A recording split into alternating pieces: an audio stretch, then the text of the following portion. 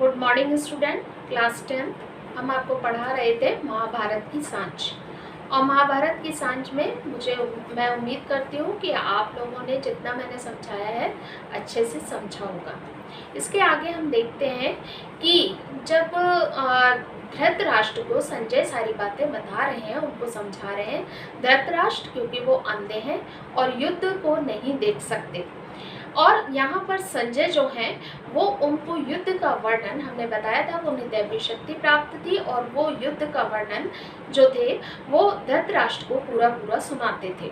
और जब वो बताते हैं कि यहाँ पर हमने आपको खत्म किया था कि वे तत्काल रथ पर चढ़कर वहाँ पहुँच गए, और संजय बताते हैं धृतराष्ट्र को कि जब युद्ध समाप्त हुआ तो दुर्योधन जो थे वो उन्होंने देखा कि उनके साथी मारे गए, उनके भाई मारे गए, उनकी सेना जो है वो खत्म हो गई, और दुर्योधन जो थे वो अकेले बच गए।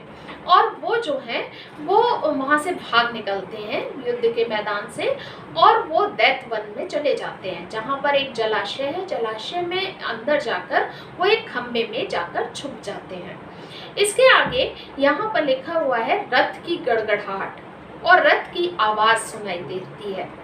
भीम, और भीम जो है, जो कि हमने आपको बताया था कि भीम जो है वो युधिष्ठिर के भाई हैं और बहुत शक्तिशाली है।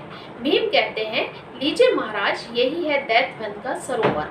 और इधर पांडव जो हैं वो उन्हें ढूंढते ढूंढते, किसको, दुर्योधन को ढूंढते हुए, और वो जो है दैत्य वन में चले जाते हैं और वहां पर उसको ढूंढने लगते हैं। तो भीम कहते हैं लीजिए महाराज, यही है दैत्य वन का सरोवर। जब वो रथ से वहां पहुंचते हैं और वो अपने बड़े भाई से भीम से कहते हैं कि हम वहाँ पहुँचते हैं दैत्य वन, तो भीम उन्हें दैत्य वन ले जाते हैं।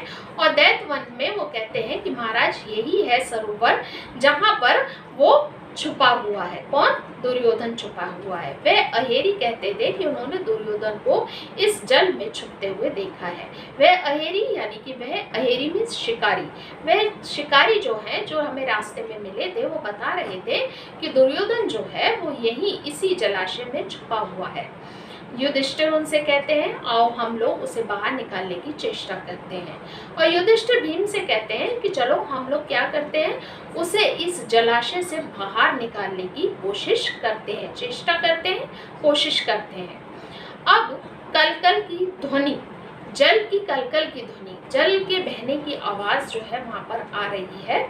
और वो क्या करते हैं, अब युधिष्ठिर को जल में घुस के तो नहीं धक्का दे के निकाल सकते, तो वो क्या करते हैं, उसको उकसाते हैं। और उसको उकसाने के लिए वो तरह तरह की बातें करते हैं। भीम कहते हैं कोई उत्तर नहीं, जोर से दुर्योधन, अरे अपने सारे सहयोगियों की हत्या का कलंक अपने माथे पर लगाकर तू कायरों की भांति अपने प्राण बचाता फिरता है, तुझे लज्जा नहीं आती?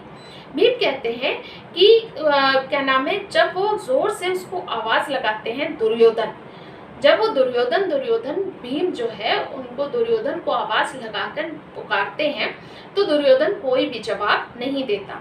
फिर वो कहते हैं भीम कि अरे अपने सारे सहयोगियों की हत्या का कलंक, तूने अपने सारे सहयोगी, अपनी सेना, अपने सारे भाई मरवा दिए, उनकी हत्या कर दी, उनका कलंक तेरे माथे पर लगा हुआ है, और तू कायरों की, डरपोक की भांति जो है, डरपोकों की तरह तू अपने प्राण बचाता फिरता है।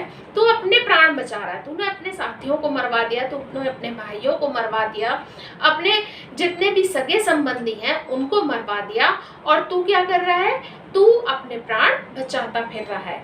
युधिष्ठिर कहते हैं लज्जा, उस पापी को लज्जा। वो कहते हैं लज्जा, शर्म, और उस पापी को शर्म। भीमसेन, ऐसी अनहोनी बात की तुमने कल्पना भी कैसे की? वो कहते हैं भीमसेन, भीम तुमने इस तरीके की कल्पना कैसे की कि युधिष्ठिर, वो दुर्योधन जो है वो शर्म महसूस करेगा, जो अपने सगे संबंधियों को गाजर मूली की भांति कटवा सकता है, और इस युद्ध में आपको बता दें कि कौरवों के साथ पूरा राज्य था। इस युद्ध में उसके जितने भी रिश्तेदार थे, जितने भी उसके कौरवों के रिश्तेदार और पांडवों के रिश्तेदार थे, वो कोई भी पांडवों के फेवर में नहीं था। सब जो थे दुर्योधन यानी कि कौरवों के फेवर में थे। तो यहाँ पर कहते हैं कि अपने सगे संबंधियों को, यानी कि इस युद्ध में दुर्योधन ने अपने सगे संबंधियों को क्या किया, मरवा दिया, गाजर मूली की तरह कटवा दिया, मरवा दिया। जो अपने भाइयों को जीवित जलवा देने में भी नहीं हिचकता, जो अपने भाइयों को क्या है, जिसने अपने सारे भाइयों को इस युद्ध में क्या कर दिया, जला दिया, यानी कि आहुति दे दी, इस युद्ध में मरवा दिया, उसमें भी उसको किसी भी तरीके की हिचक महसूस नहीं हुई।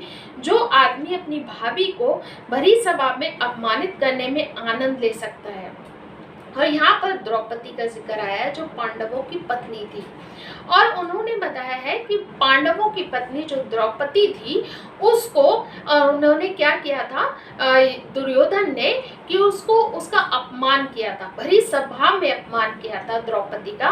तो युधिष्ठिर कहते हैं जो अपनी भाभी का अपमान करने में क्या करता है, आनंद महसूस करता है, हर्ष महसूस करता है, खुशी महसूस करता है। और वो कहते हैं उसका लज्जा से क्या परिचय, उसे शर्म कैसे आ सकती है, जो इतने बुरे बुरे काम कर सकता है उसे किसी भी तरीके की शर्म नहीं आ सकती। दुर्योधन, दूर जल में से हंस लो दुष्टों। अब दुर्योधन को इन दोनों भाइयों ने उकसाया, तो दुर्योधन को बोलना ही पड़ा, और दुर्योधन कहने लगा कि हंस लो दुष्टों, और जल में से ही वो ये बात कर रहा है, जितना जी चाहे हंस लो, पर यह ना बोलना कि मैं अभी जीवित हूँ, मेरी भुजाओं का बल अभी नष्ट नहीं हुआ है। वो कहता है कि तुम जितना भी चाहो उतना हंस लो, पर ये मत भूलना मैं अभी जीवित हूँ, और मेरी भुजाओं में, मेरी अभी जो हाथ हैं उनमें अभी भी क्या है, ताकत है। युधिष्ठिर जोर से, अरे नीच, अब भी तेरा गर्व चूर नहीं हुआ। जो युधिष्ठिर हैं वो दुर्योधन से कहते हैं कि नीच, तेरा गर्व, तेरा घमंड अभी भी चूर नहीं हुआ। यदि बल है तो आना बाहर और हमको पराजित करके राज्य प्राप्त कर। वो कहते हैं अगर तुझ में अभी भी, जैसे तू कह रहा है कि तेरी भुजाओं में अभी भी बल है, तो अगर तुझ में बल है तो क्या कर, तू हमको पराजित कर, हमको हरा और राज्य प्राप्त कर ले। वहां बैठा बैठा क्या वीरता बखान रहा है, वहां बैठा बैठा क्या वीरता की बातें कर रहा है। तू क्या समझता है कि हम तेरी थोती बातों से डर जाएंगे। वो युधिष्ठिर कहते हैं तू क्या सोचता है कि हम तेरी बेकार की बातों से जो है वो क्या है, डर जाएंगे। तू ये सोच रहा है कि तू जो इस तरीके की बातें कर रहा है जल के अंदर से बैठा हुआ, वो हम ऐसी बातों से हम क्या डर जाएंगे। क्लास 10th आज हम इतना ही पढ़ेंगे और इसके आगे हम आने वाले वीडियो में आपको बताएंगे। Thank you.